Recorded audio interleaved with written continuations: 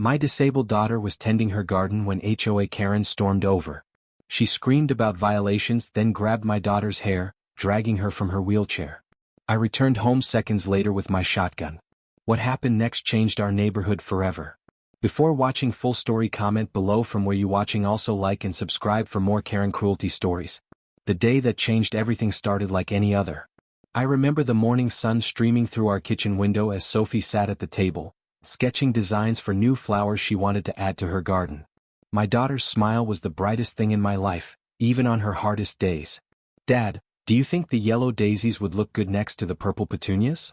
Sophie asked, her pencil moving across the paper despite the slight tremor in her hands. "Honey, anything you plant looks beautiful," I told her, setting a plate of eggs in front of her. "You've got a gift." That garden was Sophie's pride. After the accident 3 years ago that damaged her spine, doctors said gardening would be good therapy for her. What started as a few pots on our porch grew into a colorful front yard display that neighbors used to compliment. Before Mrs. Wilson took over the HOA. I still have the first warning letter taped to our fridge. "Dear homeowner, your unauthorized landscaping violates Section 4.3 of the HOA bylaws. Please remove all non-conforming plants within 7 days." There were 6 more letters after that, each more threatening than the last. "I need to pick up your medication before the pharmacy closes," I told Sophie that afternoon. "Will you be okay for a few minutes?" Sophie nodded, wheeling herself toward the front window. "I'll be fine, Dad. I want to check on my flowers anyway. I'll be back in 10 minutes tops," I promised, grabbing my keys. The pharmacy was only 5 minutes away. I remember checking my watch as I waited at the counter. 3:42 p.m. The pharmacist was taking longer than usual. "Sorry for the delay, Mr. Ellis," she said finally. "The system is running slow today." My phone buzzed in my pocket. A text from our neighbor, Mrs. Chin. "David, come home now. Something's happening with Sophie." My heart dropped. I left the prescription and ran. The drive home took exactly 3 minutes. Even before I turned onto our street, I could hear shouting. As I pulled up to our house, I saw a crowd gathered on our lawn. I'll never forget what I saw when I pushed through that crowd. My Sophie, my beautiful, strong daughter, was lying on the grass beside her overturned wheelchair. Her garden was destroyed, plants ripped out, soil scattered across the sidewalk. And standing over her, red-faced and screaming, was Patricia Wilson, the HOA president, holding a clump of Sophie's dark hair in her fist. "I told you people this wasn't allowed," she was shouting. "This neighborhood has standards." Sophie was crying, trying to pull herself up, her phone clutched in her hand. I later learned she'd been recording Mrs. Wilson and her 2 cronies as they tore up her garden. When Mrs. Wilson noticed, she grabbed Sophie by the hair and yanked her from her chair. Something in me snapped. My body moved before my brain could catch up. I sprinted into the house, went straight to the gun safe in my closet and took out my shotgun. The metal was cold in my hands as I loaded it. My time in the army came flooding back. The training, the discipline, and the overwhelming need to protect what's mine. When I walked back outside, the crowd parted like the Red Sea. Mrs. Wilson's face went from angry red to ghostly white when she saw me. "Get away from my daughter." Each word came out like ice. "David, think about what you're doing," one of the neighbors said. "I am thinking," I replied, keeping the gun pointed at the ground. "I'm thinking that woman just assaulted my disabled child." Mrs. Wilson started backing away. She was breaking the rules. "That garden is against regulations." I was simply enforcing. "Enforcing what?" I shouted. "Your right to drag a teenager from her wheelchair?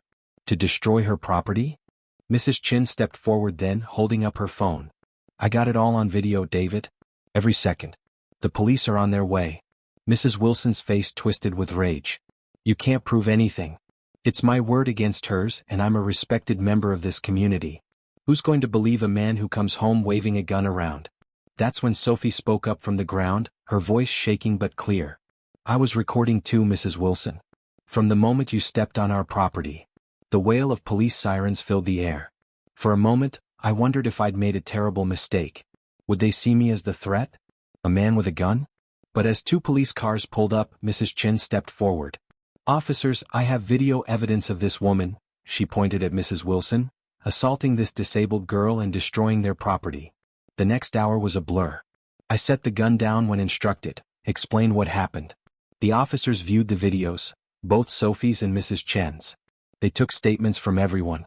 And then, in front of the entire neighborhood, they handcuffed Patricia Wilson and put her in the back of a police car. Assault on a minor with a disability, one officer explained.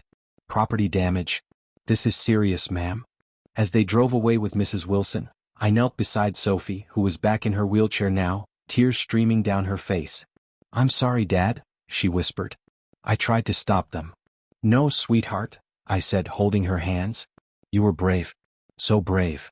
The aftermath was harder than the incident itself. Sophie had nightmares. I couldn't leave her alone even for a minute without her panicking. The court case dragged on for months, with Mrs. Wilson's expensive lawyer trying to paint me as an unstable, gun-toting hothead. But the videos couldn't be denied. Especially when 3 other families came forward with stories of Mrs. Wilson's harassment, all families with children who were different in some way. 4 months after that terrible day, I sat in a courtroom and watched as the judge sentenced Patricia Wilson to community service, a hefty fine and mandatory sensitivity training. She was also barred from serving on any HOA board in the county. Mr. Ellis, the judge said to me, while I understand your protective instinct as a father, I must caution against taking up arms in such situations. However, given the circumstances and the fact that you did not point the weapon at anyone, no charges will be filed against you. I nodded, relief washing over me. Sophie squeezed my hand. The real healing began when we returned home that day. As we pulled into our driveway, I was stunned to see dozens of people. Neighbors, Sophie's classmates, even strangers, all working in our front yard. They had completely restored Sophie's garden, adding new flowers and even a small stone path for her wheelchair. Mrs. Chin stepped forward, smiling. We took a collection. Everyone pitched in. A man I recognized from 3 houses down approached. We also held an emergency HOA meeting, he said. I'm the new president. Our first order of business was to approve a community garden program, with your daughter as the head consultant if she's willing. Sophie's face lit up for the first time in months. Really? Really, he confirmed. We're going to turn that empty lot on the corner into a garden that everyone can enjoy. We thought you might have some ideas about making it accessible for everyone. Over the next year, something beautiful grew from the ugliness of that day. Sophie's garden, as it came to be known, became the heart of our neighborhood. Children with all kinds of abilities worked side by side planting flowers, vegetables, and trees.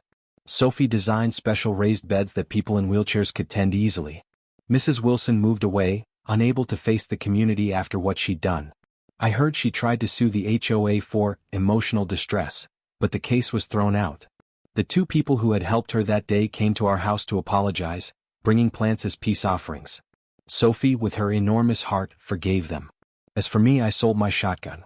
Not because I regretted protecting my daughter, but because I learned something important that day. Our real strength comes not from weapons but from community.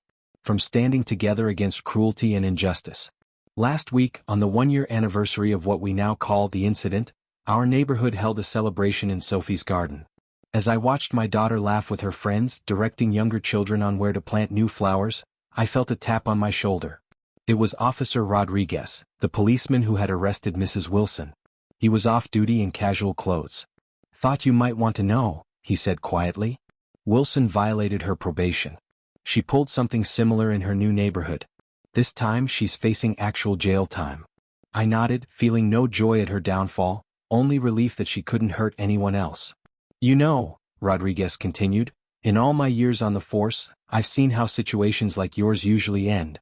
Most times when someone grabs a gun, people get hurt. But you showed restraint. You protected your daughter without crossing that line. I came close, I admitted. But you didn't cross it, he said. That's what matters.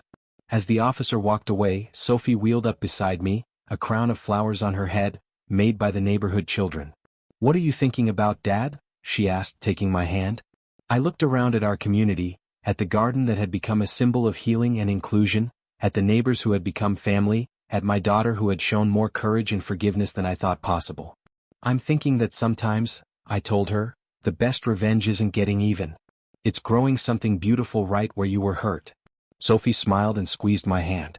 Then we've got the best revenge of all. And looking at my daughter, surrounded by flowers and friends, I knew she was right.